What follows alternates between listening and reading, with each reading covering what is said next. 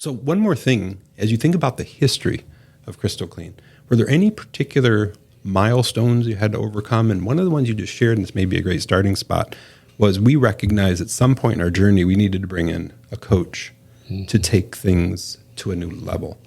But were there any particular milestones in the growth of Crystal Clean that maybe coaching is one of them, or anything else that were like, okay, this takes us to a brand new level? Anything there? Oh, my goodness. Well, the first thing I think of milestones is as the company grows, and you talked about growth, it actually gets easier because you have more resources, more people to draw from. You have more employees if something comes up to cover situations. So that's a milestone. I would say in that regard, when I started, we had 12 part-time employees when I bought the company. When we got up to about 30 or 40 full-time employees, that made a huge difference. Now I didn't have to do every single aspect of the company, and I could work on the company and not in the company so much, where I didn't have to go out at night and clean a new account. I could focus more on getting new accounts and so forth. Yeah. Other milestones, I think, were moving out of the house. That was a biggie. I know it's not exactly what you were referring to, but once we got our first office, that was a huge step forward. And then very small office, but you had a location. People could come there to apply instead of meeting them at McDonald's or something. And then moving to a much larger office, I think we had about just up the street here, we had 3,500 square foot office. That was a big step, and that was right in the middle of the Great Recession. So the rent was low, but it was scary because at that time, you don't know if we're pulling out of this. Is it going to get worse? Is it going to get better? And of course, they had the bank bailouts, et cetera, et cetera. But it was a scary time. But our philosophy was, you got to be courageous. You got to take chances in business. You have to. And it worked out well.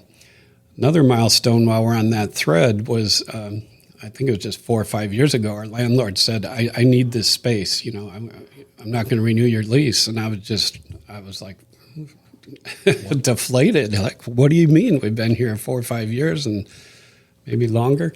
And he said, however, I've got this larger space, twice as big, down at the other end here. I'm like, what am I going to do with all that space? It was over 7,000 feet where we're at now. And it was another milestone because he built it out exactly to our specifications. We drew where we wanted everything, how we wanted it designed. He built it out. The rent was reasonable. It was far bigger than we needed. But within, I think, 6-9 months, we filled it up. It's like, wow.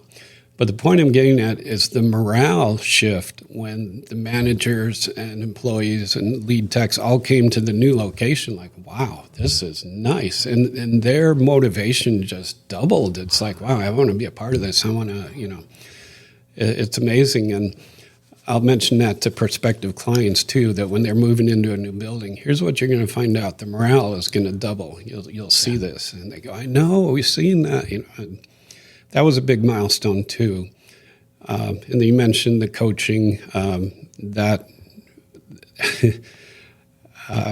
basically we're paying people to kick our butt. Every Thursday they'd come in and kick our butt and tell us what we're doing wrong, and it was painful, but we needed it and it helped. That was a big milestone there too.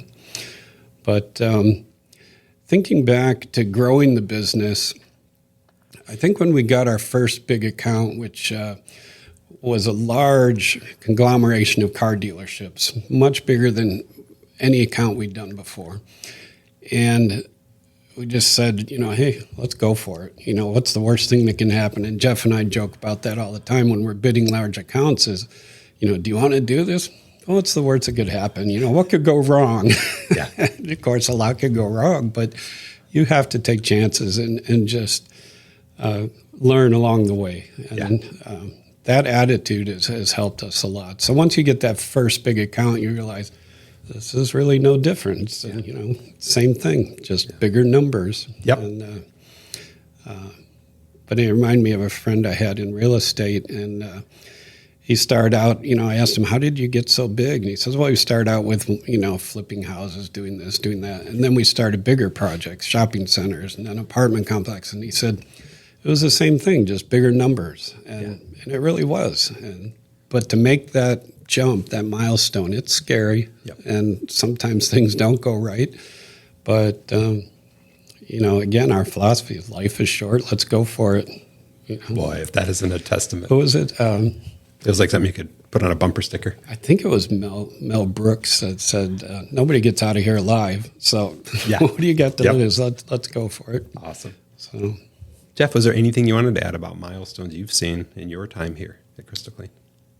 Well, I mean, I came in about 4 years ago, and I've never been afraid to sell big projects. And Dave is a visionary, so he's never really been afraid to take them on. But it's funny, we'd hover at the computer sometimes. You go, I'm going to push send. And Dave would say, what's the worst that could happen? And we'd push send, and we've won some nice accounts together. We've almost doubled. And it'll be safe to say in 5 years, we'll have doubled the company since I've been here. We'll double it again in another 5 years because there's still more work out there. And the sales balloon that we have even now, there's just so much growth in Southwest Florida. But we never want to get away from the fact of what we bring to the table. Again, we are in that sweet spot where not everybody wants us. We don't fit everyone's needs, especially when it's just budgetary. We don't take on the large facility management role, but we find that a lot of people who have been using large facility management companies and janitorial companies really like to hear from a local family company that has the width and breadth that we do of 100 cleaners and an organizational structure to make sure that they get the service that they want. And that's what we've kind of carved out together. And it's a work in progress, but it's gone well, and it's going to keep going well. And I think we're both pretty excited for that. Dave's not ready to throw in the towel. I love that.